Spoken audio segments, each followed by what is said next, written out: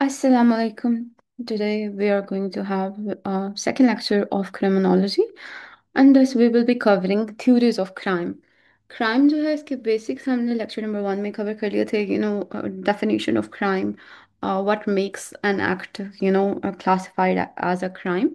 Law के बारे में हमने पढ़ा था why studying criminology is important.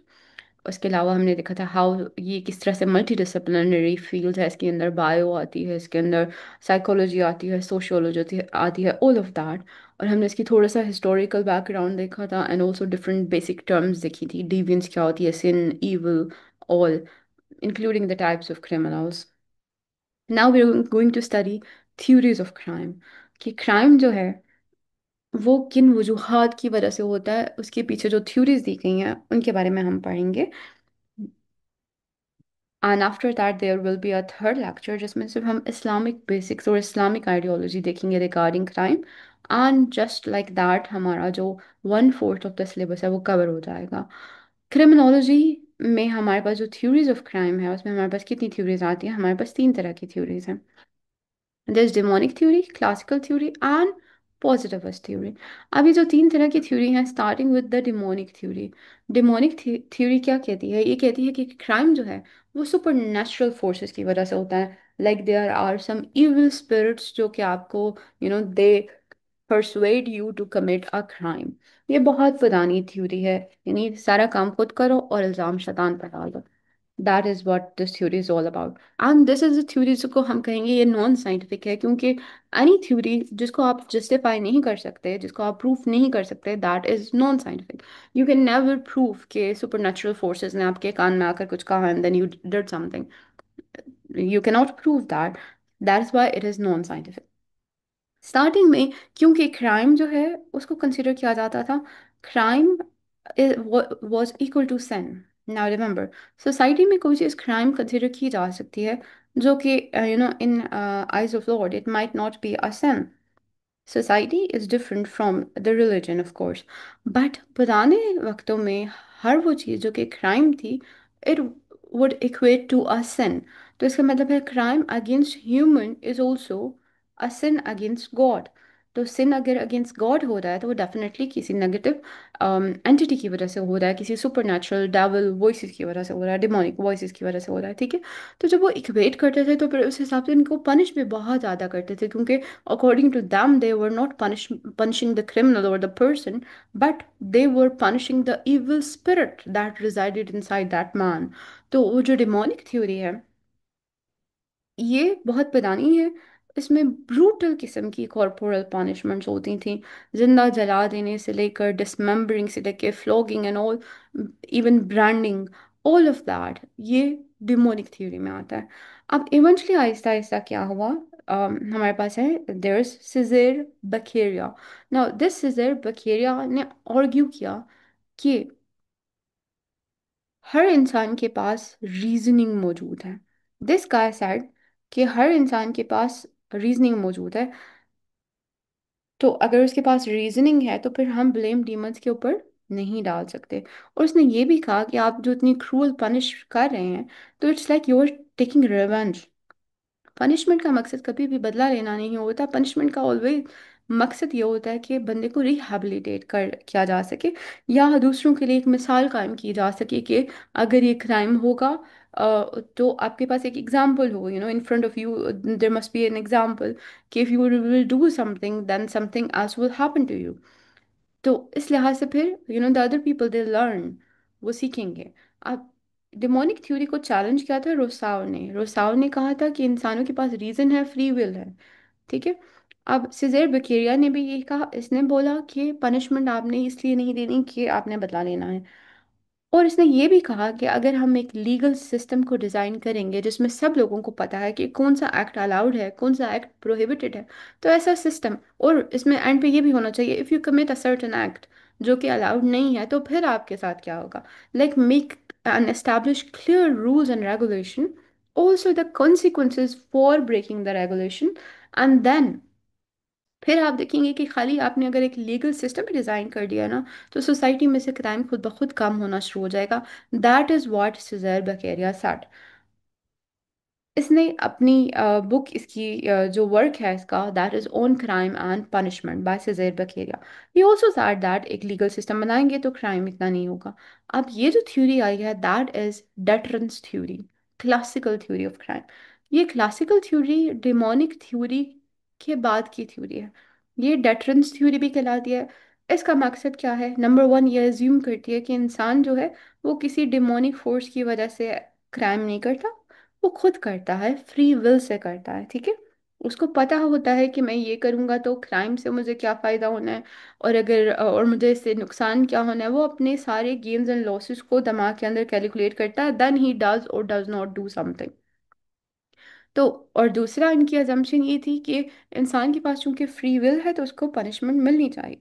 और पनिशमेंट का मकसद ये नहीं होना चाहिए कि उससे बदला लिया जाए, बल्कि पनिशमेंट का मकसद ये होना चाहिए कि आइंदा के लिए दूसरे लोग भी मिसाल हासिल कर सकें और ये शख्स भी जो है वो आइंदा दोबारा क्राइम नहीं करे। This was the classical theory. अब ये क्लासिकल थ्योरी जो है, इसमें सिजेर बकेरिया का बहुत ज़्यादा काम है। और इसका जो इसने जो रूल्स दिए थे उसमें इसने कहा कि एक लॉ सिस्टम में बनाए आप, लेकिन उसमें आपने प्रिज्यूम, हमेशा प्रिजम्पशन यही रखनी है कि बंदा इनोसेंट है। जो भी एक्यूज बंदा है उसको आपने प्रिजम्पशन ऑफ इनोसेंस को आपने एज अ गाइडिंग प्रिंसिपल लेना है, ठीक है। This was the classical theory. Then हमारे पास एक जर्मी बेंथम है। Now this guy is the one जिसने hedonism का या hedonistic calculator दिया था, या calculus। Now जर्मी Bentham is someone जो कि कहता है कि इंसान जो है वो हमेशा वो अमल करता है जिसके ज़रिए उसकी खुशी में, उसके प्लेयर में इजाफा हो सके या उसकी तकलीफ के अंदर कमी हो सके। उसके हर एक्शन के पीछे एक ही प्रिंसिपल होता है, खुशी बढ़ाओ और अपनी तकलीफ को कम करो, दैट इज इट। तो यानी उसका मानना ये था कि इंसान के पास फ्री विल है, बट फ्री विल है तो क्राइम फिर भी अगर वो करता है तो इसका मतलब है उसके दिमाग में, उसने रीजन जो उसके दिमाग ने जनरेट किया, दैट इज कि उसने देखा उसको क्राइम से होने वाला फायदा क्राइम के बाद मिलने वाली पनिशमेंट से कहीं ज्यादा है। यानी उसने अपने दिमाग में ही did weigh the pros and cons, and then only then ही decided what to do and what not to do. उसको जहन में लगा कि मैं ये कर भी दूंगा तो whatever I am gaining is going to be way more than whatever I will be losing. So that is what Jeremy Bentham said. Again, he is also saying कि इंसान के पास फ्री विल होती है, वो जो करता है अपनी मर्जी से, प्रॉपर रीजनिंग के साथ करता है। Now we have covered two theories, demonic and classical theory. Classical theory में हमने जेरेमी बेंथम का काम भी देख लिया है कि मैक्सिममाइज कर रहे हैं हैप्पीनेस और रिड्यूस या मिनिमाइज द पेन।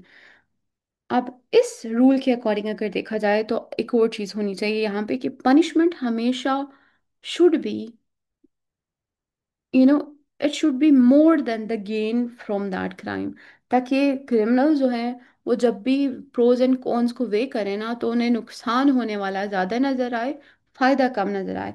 तो whatever the criminal intends to gain from committing a crime, उसको बैलेंस हमेशा ऐसी पनिशमेंट से करना चाहिए जो उस क्राइम के से होने वाले फायदे से ज़्यादा तकलीफ दे हो, ताकि वो बंदा जो है ना प्रोज एंड कॉन्स को जब मैयर करे तो वो ऑटोमेटिकली एक चीज़ को करने से हिचकिचा जाए, ठीक है।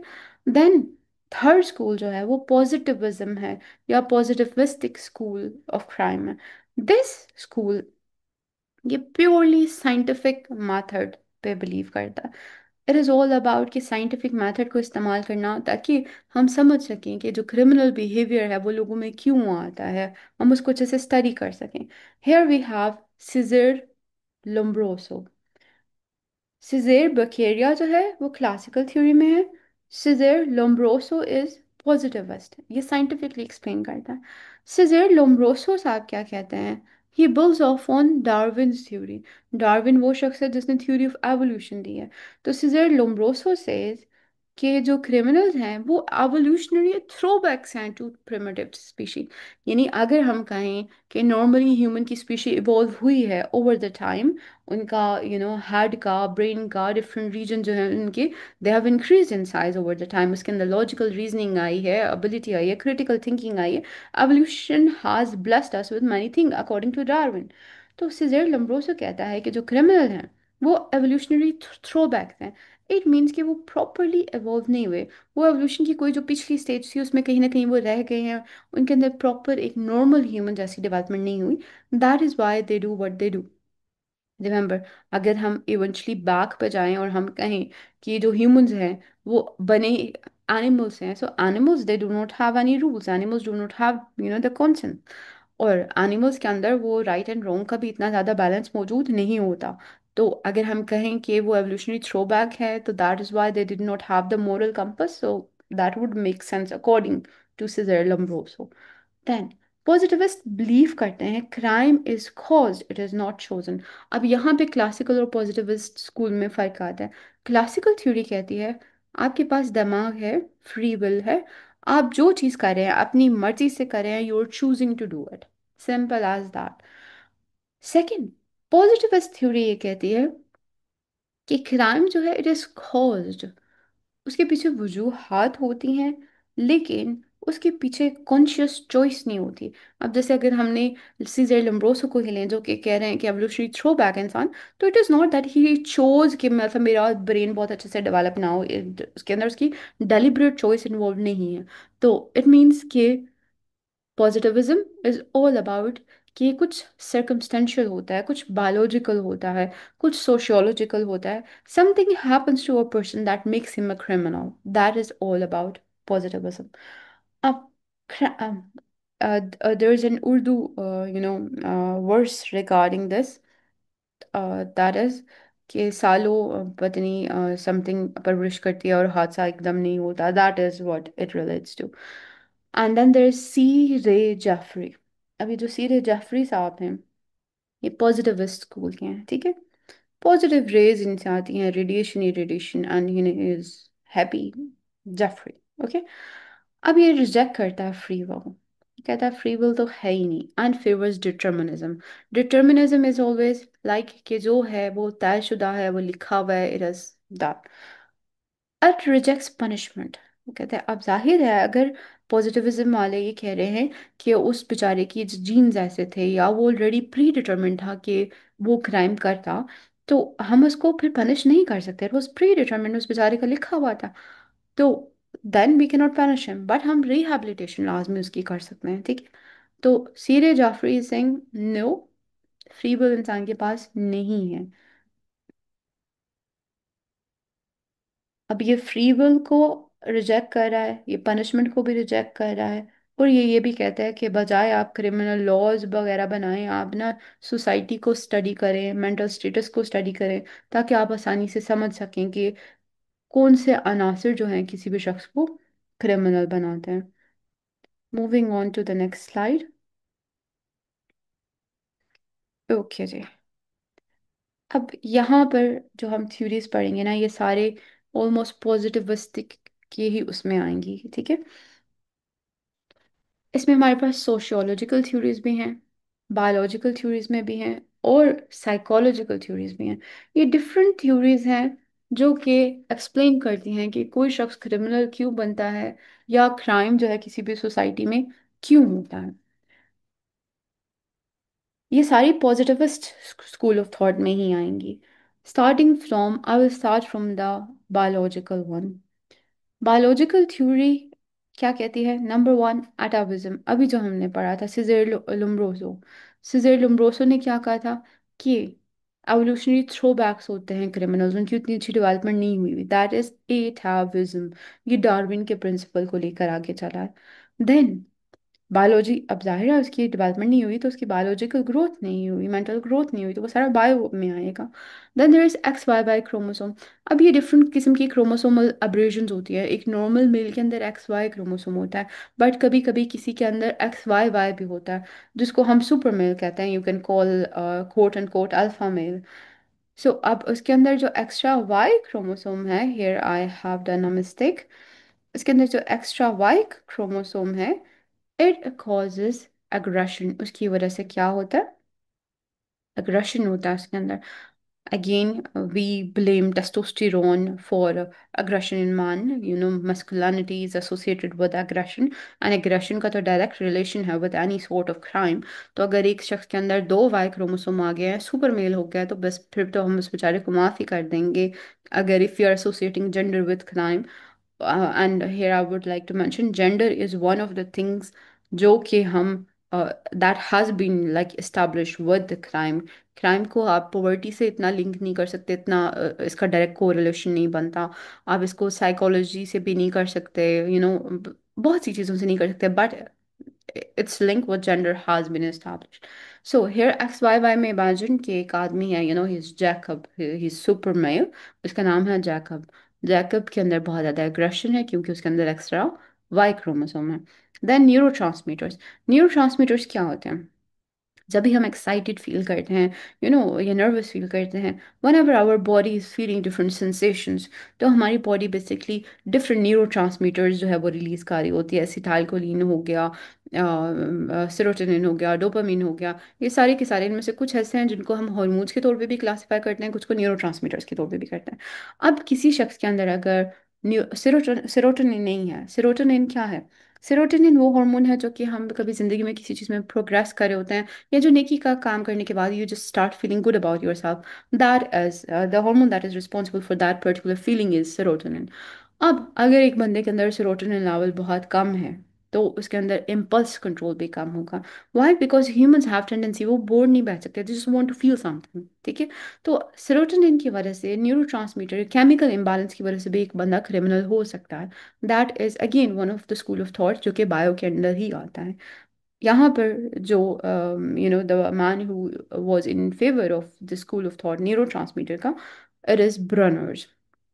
इमेजिन, ब्रनर्स से याद आ रहा है रनर्स, समवन इज रनिंग, भागते हैं तो हमें एक्साइटमेंट फील होती है ना, वी फील गुड। उसके बाद स्पेशली जब हम बहुत ज़्यादा भाग लेते हैं, and our lungs they start aching and then we just stop। उसके बाद have you ever noticed you just start laughing a lot when you just run to your and the limits। So वो क्या होता है? That is you just start feeling high and neurotransmitters release हो रहे हैं। तो वहां से अपने दिमाग में एसोसिएट करें, Brunner's is all about neurotransmitter. Lombroso was all about के पुराना वाला अटाविज्म है, बंदा सही से ग्रो नहीं किया, ठीक है?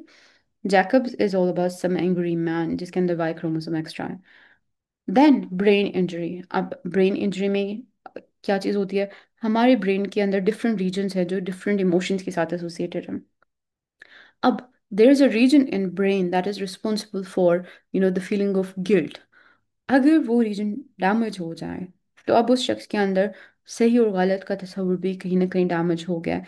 And also maybe he is unable to feel empathy now. तो ब्रेन इंजरी की वजह से भी लोग क्राइम कर सकते हैं, ठीक है, क्योंकि उनका दिमाग अब ठीक से काम ही नहीं करेगा। यहाँ पर the man who propose this, या और the man who was proponent of this was rain. अब रेन से इमेजिन करें, rain and brain, that's it. Genetic. अब ये वाला जो फैक्टर है, ये पाकिस्तानी सोसाइटी में यू हैव हर्ड इट कि बाप जैसा था बच्चा वैसा ही होगा, ठीक है? इसका मतलब ये है कि हम कहीं ना कहीं कह रहे हैं कि जो भी पर्सनालिटी के करेक्टर्स हैं या आदात हैं, they are passed down. Even many people, they do say, whatever woman does during her pregnancy time, it does it affects the child. If the woman, let's say, she steals something, now the child is very much likely to become a thief. तो ये वाली जो theories हैं, again this is not directly genetic, but somehow ये हम कहते हैं कि अगर बाप क्रिमिनल है तो बच्चा भी क्रिमिनल ही होगा, खून का असर जिसको नॉर्मल वर्ड्स में कहा जाता है। ये थ्योरी दी थी रो ने। अब देखिए, बाप बेटा दादा इनको एक रो में आप खड़ा कर दें, जीन्स ये पास डाउन हो रहे हैं ना सबके में, तो फिर तो ये होना चाहिए था कि पूरी एक लेगेसी जो है वो क्रिमिनल्स की होती है। एनीवे, सो जेनेटिक में आपने you have to imagine are row, क्योंकि genes they just pass down like straight row में। Hopefully we have covered this and हमारे दिमाग में इसका मैप बन चुका होगा इंशाल्लाह। Okay, now there are psychological theories of crime. Psychological theory क्या कहती है? नंबर वन, साइकोलॉजिकली आप डेवलप ठीक से नहीं हुए, that is why you did something. Number two, violent और अग्रेशन लर्न थ्रू एक्सपीरियंस। अब यहाँ पे वो आती है थ्योरी जो कहती है कि इंसान जैसे एक्सपीरियंस से खुद गुजरता है वो दूसरों को उन्हीं एक्सपीरियंस से गुजारता है। It's all about taking out your aggression on someone else, whatever you feel on someone else, making other go through whatever you went through। तो अगर उसने बचपन में या कहीं एक्सपीरियंस किया एग्रेशन तो वो किसी न किसी पे निकालेगा, ठीक है। ये वो जो इमोशनल सर्कल जो है वो चलता रहता है। Then there is third personality traits such as impulsive. कुछ लोग वैसे ही उनकी पर्सनालिटी ऐसी होती है, they are like very impulsive. अगर वो इम्पल्सिव हैं तो then that is also one of the reason. तो इम्पल्सिव इंसान जो है वो फौरन से उसके अगर इमोशंस जो है वो उसको ओवर पावर कर देते हैं तो वो अपने दिमाग से हर बार नहीं सोचेगा, तो he is more likely to commit a crime. उसके अलावा मेंटल डिसऑर्डर्स भी आते हैं। If man's cognitive or thought process is not working well and he's not fine, तो फिर भी वो बहुत ज़्यादा किस्म के क्राइम्स कर सकता है। यहाँ तक हमने बायो भी कवर कर ली, हमने साइकोलॉजिकल भी देख लिया aspect. Lastly we have sociological theories of crime, और ये स्पेसिफिकली सेपरेटली मेंशन्ड हैं। तो हम इनकी बहुत डिटेल्स भी देखेंगे। इनमें से one of the theories have been covered by me, and I will be covering these from a book. I cannot recall the title right now, but I will be sharing the theories separately in separate videos. Anyway, अभी के लिए I will just simply give you a overview of what sociological theories of crimes are. Never mind. Okay. Number one, social disorganisation theory. Social disorganisation theory क्या कहती है? Again, society अगर disorganise है तो वहाँ पे क्राइम का रेट ज़्यादा होगा। अब सोसाइटी कहाँ पर डिसऑर्गेनाइज होती है? अगेन, स्लम्स हो गए, वहाँ पर डिसऑर्गेनाइजेशन होती है। जहाँ पर बिल्कुल माइनॉरिटी रह रही हो वहाँ पर जो है डिसऑर्गेनाइज सोसाइटी होती है। सो ये थ्योरी कहती है कि ऐसे एरियाज के अंदर व्हाट हैपन्स इज, ज़्यादातर, और क्योंकि लोग महरूमियों के शिकार होते हैं तो क्राइम ज़्यादातर ऐसी जगहों पर होता है। This is what social disorganisation theory says. अब यहाँ पर we need to understand this. Now, crimes are high in groups where there are weak social ties. Social ties कम होंगे। ये शो एंड मके ने दी थ्योरी दी थी, और इसमें पॉवर्टी को लिंक किया जा रहा है क्राइम के साथ। और ये बात वाकई में है, यूनिवर्सिटी स्लम्स में क्राइम ज़्यादा होते हैं। अब इस थ्योरी का अच्छा पॉइंट ये है कि हमें स्पेटियल पैटर्न ऑफ क्राइम देती है कि कुछ जगहों पे क्राइम, कुछ हॉट स्पॉट्स होते हैं ना for the crime as well. तो कुछ जगहों पे क्राइम जो है वो क्यों होता है।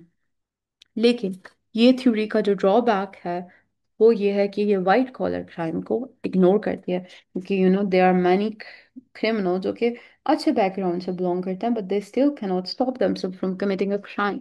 सो यहाँ पर हमारे पास ये वाइट कॉलर क्राइम आते हैं। Then there is strain theory. Strain समझते हैं खिंचाव जैसे होता है, ठीक है। इसका मतलब ये है कि इंसान को whenever he is unable to achieve something हलाल या लीगल मीन से, वो they cannot actualize their potential, society is not allowing them to express themselves, या उनकी जो रुकावटें कुछ उनकी राह में आएंगी, तो फिर this all of these strains they can cause a person to become criminal। तो मतलब जब उन्हें अपने गोल्स नहीं मिलेंगे राइटफुल मीन से, तो फिर वो फिर इलीगल मीन्स अख्तियार करेंगे। That is what strain theory says. अब ये थ्योरी जो है, ये थ्योरी किसने दी थी? Theory was given by Robert Merton. Imagine, this is a guy Robert Merton. Robert is a robber. अब वो रॉबर क्यों बना है?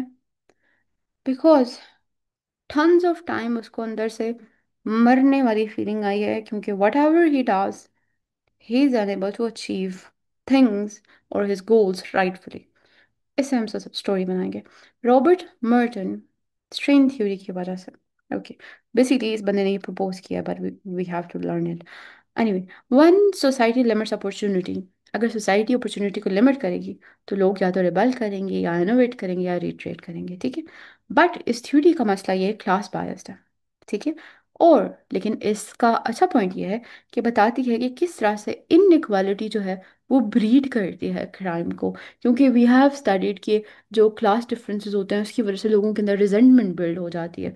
तो उनको लगता है कि हमारी जो ये जो लोगों को मिल रहा है वो हमारे हिस्से का है, they are taking things away from us, ठीक है। तो फिर वो बदला लेने के लिए they just start doing such activities. So that is all about the strain theory that was given by Robert Merton. इसमें अच्छी बात यह है कि वो उसने इनइक्वालिटी को लिंक किया है क्राइम के साथ, लेकिन उसने एक्सप्लेन नहीं किया नॉन वायलेंट क्राइम्स जो होते हैं उनको भी एक्सप्लेन नहीं किया, और उसने ये भी एक्सप्लेन नहीं किया कि बहुत सारे लोगों की लाइफ में इतने ज़्यादा स्ट्रेन होते भी नहीं है बट स्टिल वो जो है वो क्राइम्स कर रहे होते हैं। So what is the reason for that? Then we have social control theory. What is social control theory? Social control theory is interesting. It says कि हर इंसान ना क्राइम करना चाहता है, हर इंसान wants कि वो ना रूल्स ब्रेक करे, everyone is interested. But what stops people from becoming criminal is social bond. कि मतलब कि everyone innately, अब ये वो आइडिया है जो कि कहता है कि इंसान जो है ना वो बाय नेचर इविल है, ठीक है। बट लोगों को दिखाने के लिए एंड ऑल, लोगों की नज़र में अपना एक परसेप्शन बनाने के लिए, एक पर्सोना बनाने के लिए, ऑल ऑफ दैट, तो वो फिर उसको अपना आप कंट्रोल में रखना पड़ता है, ताकि वो सोशल अप्रूवल हासिल कर सके। That is what social control theory says. तो सोशल कंट्रोल थ्योरी क्या कहेगी? Now this is very interesting. इसमें एक पॉइंट सोचना है आपने। सोशल कंट्रोल थ्योरी कहती है कि अगर एक बंदा सोसाइटी का मेंबर है ना, उसके हेल्दी रिलेशन है इतने सारे लोगों के साथ, अगर उसके अंदर टेंडेंसी या ख्वाहिश आएगी भी ना टू कमिट अ क्राइम, उसके जहन में ना वो खौफ के साथ पेड़ होगी कि अगर मैंने ये हरकत कर दी तो इतना सारा जो मेरा सोशल बॉन्ड्स हैं, वो लोग, I I am afraid I would lose them, ठीक है। तो ये चीज़ उसको कंट्रोल में रखती है। That is all about social control theory.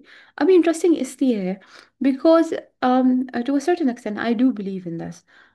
इसकी वजह यह है क्योंकि mostly like last time when Trump was running for election, someone shot him, और बाद में पता लगा था ही वाज आउट क्लास, और वो जो स्कूल में भी उसको बुली किया जाता था, तो बिल्कुल लोनर टाइप का बच्चा था। तो सोशल कंट्रोल थ्योरी में अब देखिए एक बंदा ऑलरेडी सोसाइटी से अगर सेपरेट है, he does not even care about anyone, उसके अंदर खौफ भी नहीं होगा, whatever he wants to do, even he might be very vengeful towards the society as well कि मैंने सोसाइटी से बदला लेना है, या और उसका जो भी थॉट प्रोसेस होगा, क्योंकि वो अपने एक बबल में रह रहा है, किसी से इंटरेक्ट नहीं कर रहा, तो अब उसका थॉट प्रोसेस भी क्या है, बहुत ज़्यादा लिमिटेड है, so he is more likely to commit crime. So that is a good point here.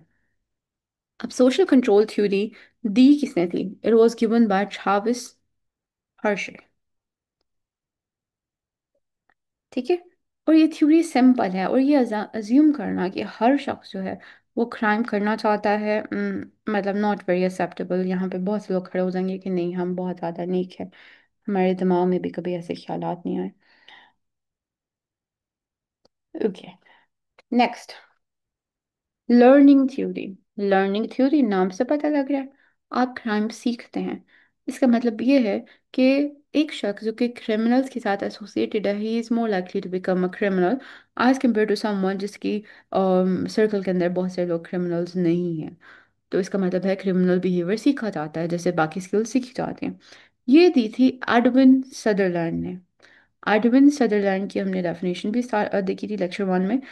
Edwin Sutherland is saying crime is learned, crime सीखा जाता है।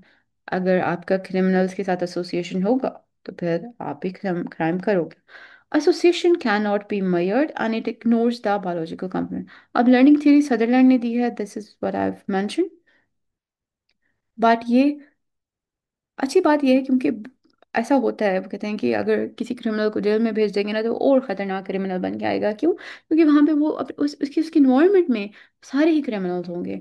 So it would be more like, उसको कहा कि ओके सारे एक जैसे हैं, उसको गिल्ट भी नहीं होगा इतना, ही वॉन्ट फील कि ही इज डिफरेंट, बल्कि वो दूसरों से और स्किल सीख कर आ जाएगा। ये लर्निंग थ्योरी है, ठीक है। नेक्स्ट, लेकिन इसका मसला ये है कि बायोलॉजिकल कंपोनेंट को इग्नोर कर रही है। फिर हमारे पास है labelling theory. This is also very interesting theory. Crime increases one society labels individuals as criminals, creating self fulfilling prophecy। अगर आपने किसी बच्चे को कह दिया ना उसने बचपन में थोड़ी बहुत शरारत की है, तो आप कह रहे हैं कि भाई ये तो बड़ा होकर जो है ना बहुत बड़े हरकतें करेगा। Now this is, there is a chance कि that person might actually do that. इसको कहते हैं लेबलिंग थ्योरी, कि आप किसी को बोल दो कि आप ज़हीन हो, इंसान ज़हीन हो जाता है। आप किसी को बोल दो you are a certain way, the man becomes a certain way. So labelling theory है। क्राइम इंक्रीज होता है जब सोसाइटी लेबल कर देती है इंडिविजुअल को as criminal, creating self fulfilling prophecy. अब इसमें एग्जांपल में ये भी आता है कि लेट्स से किसी शख्स ने चोरी नहीं की थी, बट उस पे शक था। अगर आप उसने उसको पहले ही चोर चोर बनाना शुरू कर दिया, बुलाना शुरू कर दिया, अब वो शख्स क्या करेगा? He will be like okay already I am being called a thief, तो मैं ऐसे में कर ही लूँ, फायदा भी हो ही जाए। अब तो खाम खाम बस नाम ही मैं एंजॉय कर रहा हूँ, टाइटल चोरी का, हालांकि मैंने चोरी की भी नहीं है, तो why not just do it. तो लेबलिंग थ्योरी है। अब लेबलिंग थ्योरी जो है ये दी है हॉवर्ड बैकर साहब ने, हॉवर्ड बैकर एंड लेमर्ट ने दी थी। अब इसको हमने याद कैसे रखना है? लेबल जब हम किसी को कर रहे होते हैं, पीपल दे बिकर बिकर इस तरह का। तो हॉवर्ड बेकर याद रखेंगे। लिमर्ट से आप लेमंट याद रखें, लेमंट इज टू लान तान करना किसी पे, बट हम उसे लेमर्ट याद रखेंगे। हॉवर्ड बेकर और लेमर्ट ने लेबलिंग थ्योरी दी है, और वो कहते हैं कि अगर आपने उनको क्रिमिनल कह दिया वो क्रिमिनल बन जाएंगे। और एक्सप्लेन करता है रेसिडिविज्म को। ना रेसिडिविज्म क्या है? एक शख्स ने अगर एक क्राइम कर दिया, अब उसके दोबारा वो हरकत करने के चांसेस बढ़ गए हैं। रिमेंबर, लोग जब भी बिहेव करते हैं उनका बिहेवियर वन टाइम बिहेवियर नहीं होता, वो यूजली एक पैटर्न चलता हुआ आ रहा होता है। तो रेसिडिविज्म इज ऑल अबाउट कि अगर एक शख्स ने let's say कुछ किया था, अब वो दोबारा भी वो हरकत करेगा, क्योंकि उसको लेबल अब उसको लग गया है, तो ही is like okay, you call me a thief, now I will stay a thief. That is all what labeling theory is about. Okay, now here I would like to add my opinion. What I believe is people have labels for themselves as well. People, their perception or their ego self, they have, उनके दिमाग में होता है कि मैं बहुत intelligent हूँ, या मैं बहुत ज़हीन हूँ, या मैं नेक हूँ। Everyone has a perception of themselves in mind. अगर कोई भी चीज़ उस परसेप्शन के अगेंस्ट पे जाती है ना, तो लोग बहुत ज़्यादा resist करते हैं। Let's say there is an insecure woman and she believes she's not pretty. Now, since she believes she's not pretty, अब उसके पास कोई भी शख्स आकर उसको बोल देगा ना you're very pretty. Now the woman is going to think, ये वाला शख्स जो है ना ये झूठा है, ये वाला शख्स जो है he is trying to gain something out of this comment. So what happens here is that she would become very defensive. अब इसको crime से कैसे आप relate करेंगे? इट्स ऑल अबाउट, अगर क्रिमिनल ने अपने आप को दिमाग में लेबल कर लिया है ना कि okay I am being called a criminal, I am a criminal, now the person is likely to commit a crime.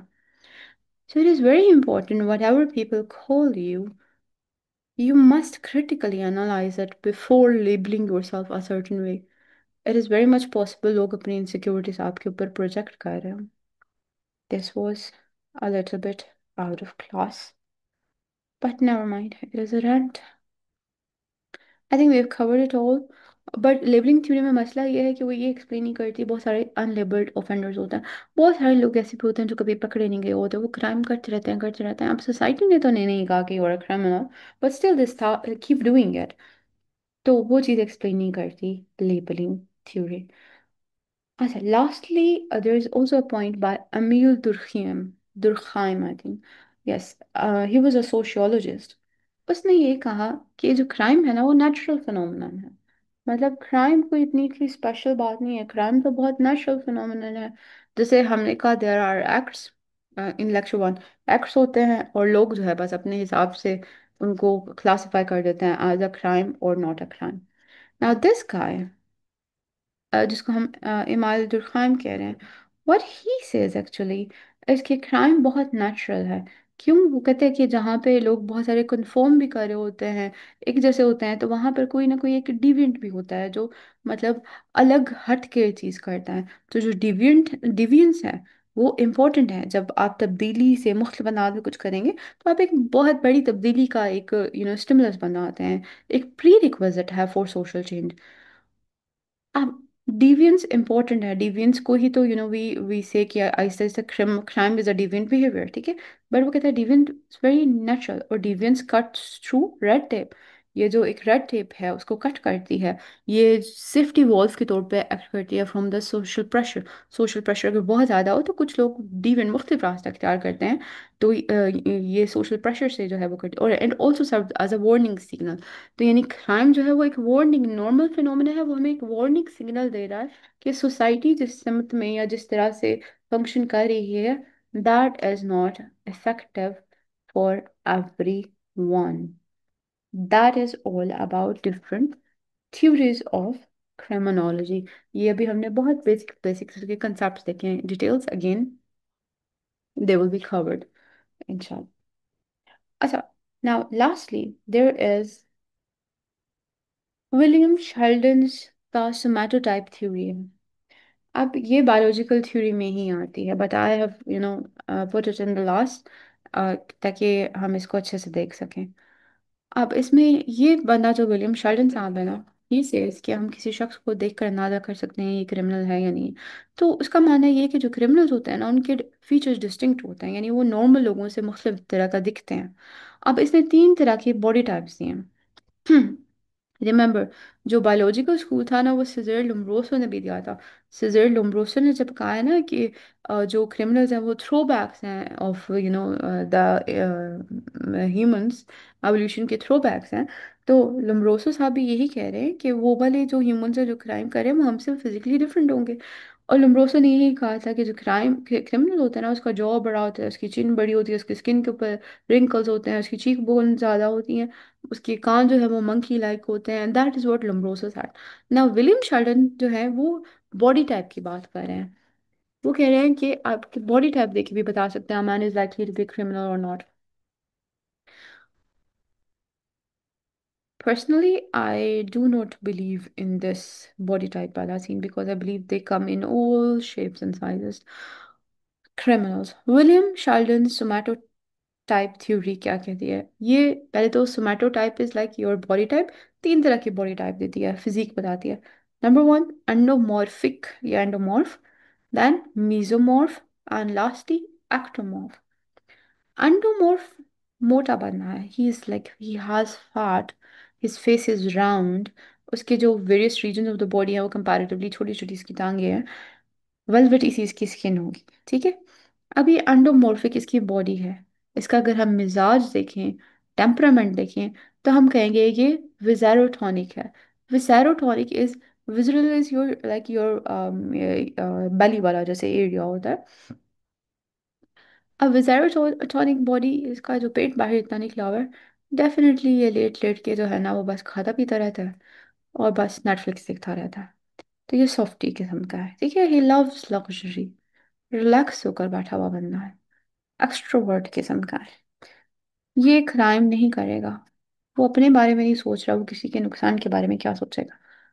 Mesomorph, second, mesomorph is muscular, see, muscles नजर आ रहे हैं, motor organs like he moves, इसकी body large trunk है, heavy chest है, इसकी wrist and hands they are very built। बिल्कुल भी ये लीन किस्म का बंदा नहीं है, ये सोमोटोनिक है। सोमोटोनिक दैट इज कि ये एक्टिव है, डायनामिक है, चलता है, जेस्चर इसके असर्टिव हैं, बिहेवियर इसका अग्रेसिव है। This is a mesomorphic man, a very aggressive man. Again, उसको देख के पता लग रहा है very likely to commit a crime. Then there is ectomorphic. Ectomorphic endomorphic का उलट है। एक्टोमॉर्फिक में आपको बस उसकी क्या ही नजर आएगा, ये एक ढांचा है, इसका नर्वस सिस्टम भी ऐसे ही बस है, लीन बंदा है, फ्रेजाइल नाजुक सा है, डेलिकेट है, छोटी डेलिकेट सी इसकी हड्डियां हैं, ड्रूपी ड्रूपी इज लाइक, और नीचे की तरफ लटके हुए उसके शोल्डर्स हैं, मुंह इसका छोटा सा है, बॉडी मास ही इसका बहुत कम है। He is ectomorph. अब ये यकीनन उसके हुलिये से देख कर लग रहा है, पढ़ पढ़ के उसकी हमारी जैसी हालत हो गई है। That is cerebrotonic. Cerebrotonic is cerebri is all about the brain. तो यकीनन उसकी सारी एनर्जी जो है वो उसके दिमाग में जा रही है। ये इंट्रोवर्टेड बनना है, full of functional complaints, allergies होंगी इसको, स्किन ट्रबल्स होंगी, wow I can see myself now. Okay, chronic fatigue होगी, इंसोम्निया होगा। He is sensitive to noise, he is sensitive to distraction, और ये क्राउड से बहुत दूर भागता है। Now this kind of person जो सेरिब्रोटोनिक है, ये अपने दिमाग में ही इतना है कि उसने क्या ही दूसरों का नुकसान करना है। So he's also very less likely to commit a crime unless you consider, crime against self as a crime. क्योंकि suicide को अगर आप consider करेंगे as a crime, तो then definitely. So this guy is more likely to, commit suicide. Again, I'm not a big, follower of this idea कि body type से आप criminal का पता लगा सकते हैं।